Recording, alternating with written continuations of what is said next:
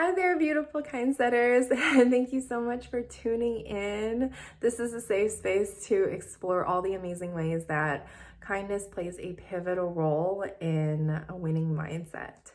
So today I'm going to talk about how pitocin contractions actually feel I can't compare it. I'm going to make a video after I give birth to my second baby, but I can't compare it right now. I'm just going to talk about it. I was like, compared to what? I've only had one so far, but yeah, I am pregnant with our second, so I will definitely do an update on that later. But I just want to talk about how, if you're curious about pitocin and how that plays a role in your birth, if you didn't want an epidural, how those contractions feel, and I wanted to share my experience with you. So on pitocin, I'm just gonna get right into it. On pitocin, it is much harder, but it's not impossible because women have done it before. I've done it before, and you're capable of doing it. And what really helped me was getting a doula.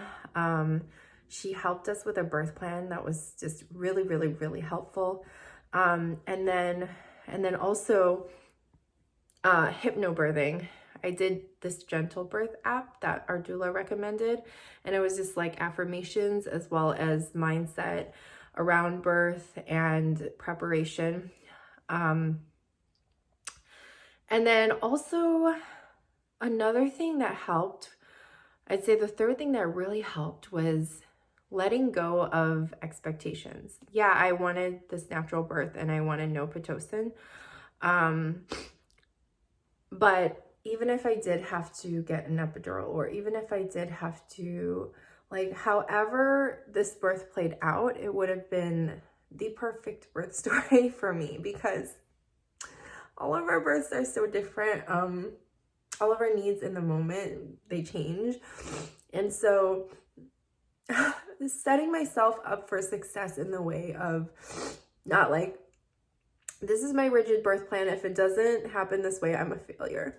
But no, not like that. It was like being kind to myself and saying, okay, this is my vision for really what I want, who I am, and what I think suits me. But if I have to ask for pain meds, or if I have to do something, then it's not a failed anything. It's just my needs changed in the moment, and that was very empowering too. And it's like, if there's an emergency or if something happens, it's like, that's going to be different than my birth plan, of course. So taking that pressure off of myself and removing that expectation of how I needed to be, have things be, and just mentally preparing myself for that. I think that was my really great support for myself. So talking about the pitocin contractions. So I did get to speak up for myself, because my doula was like preparing us, like, you have a voice, you have choices at the hospital, even though, you know, she was like recommending a birth center. I don't think I was mentally there yet, or I didn't know enough about it. And I was like, I had this idea that hospitals were more safe. But for low risk pregnancies, sometimes birth centers and home births are even more safe. So because they let especially if you want a natural birth, they let the woman's body work, and they let the baby work, and they trust the baby in the body, and it's just amazing. So I wasn't ready then, but now I am ready. So because of that experience, but yeah, just because, you know, if you have your heart set on hospital, also explore different possibilities. You can, you know, change your mind before your birth too. But if you have your mind set on a hospital, you can definitely have a great birth experience in a hospital. And you can do it unmedicated. You can voice your opinion, and you have so many choices. And I did not know this before the doula. So I think if you don't have a doula yet and you want a doula to support you, I think it's just an amazing addition to your birth team and support, because she did support us afterwards as well in postpartum a little bit, and definitely a ton before.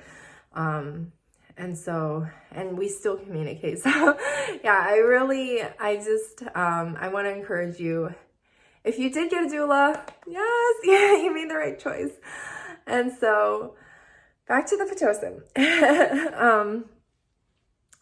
What it felt like was really, really hard. Like, I don't know, it's like really a lot of cramping, but like really hard cramping. It's like if you have really bad diarrhea, or like a stomach virus, it's like that times maybe 20 or something like that. But it's temporary, so that was huge. And that like the contractions are working to get your, like my doula said, the contractions, the harder the contractions, the harder your body is working, and the more it means your body's working, and the closer you're getting to giving birth. So if you kind of reframe your mindset towards that, I think it really helps too. And then the preparation, all the hypnobirthing and the gentle birthing actually helped me.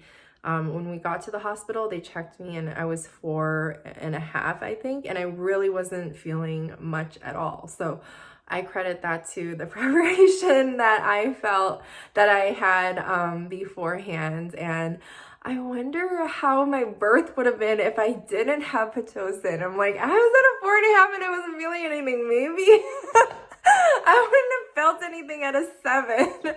But yeah, the Pitocin does make it really, it makes it harder, because what happens is your body's not naturally producing oxytocin, and that is a natural painkiller. So it replaces it. It's derived from pigs, so it's a chemical that replaces it, and not only are you not getting an epidural, but you don't have your natural painkillers in your body. That's just like all those great chemicals that your body's gonna naturally produce, because the Pitocin is there in its place. And so you also don't get that gradual increase of, we call them surges. They're not contractions, because surges sounds much more soothing. That was in my hypnosis thing. But yeah, just having the surges come in, they went up like really, really strong from where I was. So I'm assuming that, and I've heard from other mothers that if you're giving birth naturally without Pitocin, then your body actually prepares each surge, like builds up, and then you kind of start building your pain tolerance as well, even through that. So whereas it's not all of a sudden like bam, you have like really strong contractions and the contractions are trying to dilate your cervix, it's like slowly you build into that without Pitocin. So I think if you can avoid Pitocin, that would be amazing. It would be amazing for you. Speak up too, and just say, or have like a little bit, and just, you're able to speak up and say all of these things at the hospital, which I wasn't aware of until we had our doula, which was amazing. And even though they didn't really listen to and respect my wishes for no Pitocin, I still got to voice that, and I felt empowered in that. And I also said, like, just a little bit then, if we are doing it. So, and I really don't know what a little bit means. I think it was like 2 whatever units, but I don't know if they actually followed that or respected that either. So what I'm trying to say is pitocin, it helped a lot to have a doula there. It helped a lot to have a TENS machine. It helped a lot to do hypnobirthing. It helped a lot to have a mindset that you're gonna win either way. The process is gonna be the process, and just trust God through that process. And like I wanted certain things in my birth plan that I actually really did get to do, which was dancing. I had to dance with my doula. We had a backup doula come in later on. We got to dance the baby down. She gave me these affirmation cards, like these psalms, and I was like totally in another world because I was just out of it because I'm like, oh my gosh, how am I gonna get through this? But she was like, here, read this. And I was like reading scriptures like one word at a time, and that actually really helped distract me as well. And just having the support of someone that's done there and been there and done that was so valuable to me and my husband. And I think that if you can have a doula, they actually decrease your, I think it's like a certain percentage, like decreases your probability of getting an epidural, because they have different ways of doing things, and they will encourage you the way that you need to be encouraged, and they are just pros. There's just such huge blessings. I mean, I was on the fence about that because I'm like, do we really want to spend the extra for the doula? And it was the best choice ever because I feel a lot more prepared this pregnancy as well. And I just didn't know much about birth at all. And she just put in, I mean, it was kind of like, it wasn't cookie cutter because it was catered to also what I wanted. But there's a certain type of clientele that hires doulas. And there's a certain type of people that watch videos like this. It's like you and I was watching videos like this before I went in.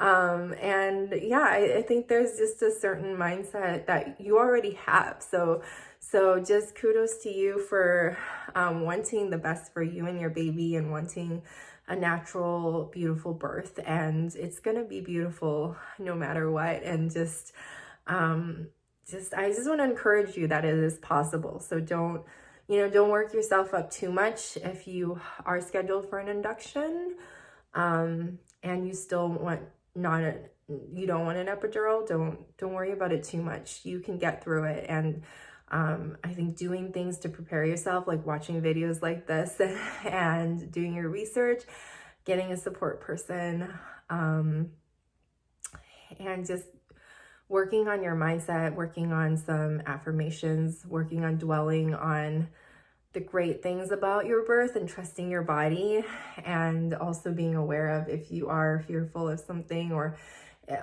what the media shows us is so disempowering for women because they show these like crazy situations, and that's what gets ratings. But instead of like early labor, how peaceful and actually how like some of our friends were like, whoa, I didn't know that it was just like this process was going to be so long, or this process was going to be so like calm.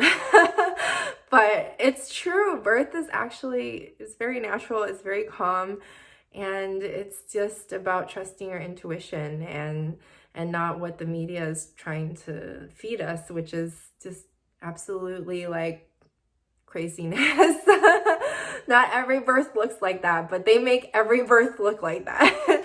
And so being aware of that and just checking in with yourself and saying, okay, I feel fear around something right now. What is the root of this fear? Can I put actual words to my fear so that I can talk to my doula, or I can talk to my partner about it, or I can talk to a therapist about it, or I can talk to a friend about it?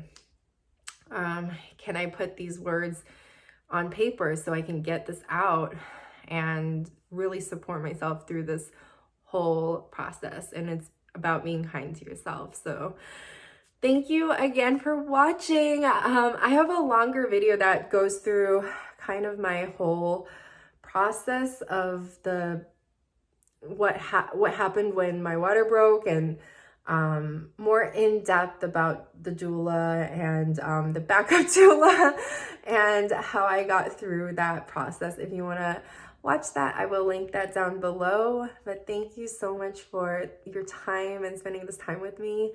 And I wish you the most beautiful birth. And it will be, because it will be all your own and all your baby's own. And it's just a beautiful, beautiful process. So God bless you. Have a beautiful day. And always remember, when you're kind to yourself, the world becomes a much kinder place for you and everyone else. Take care.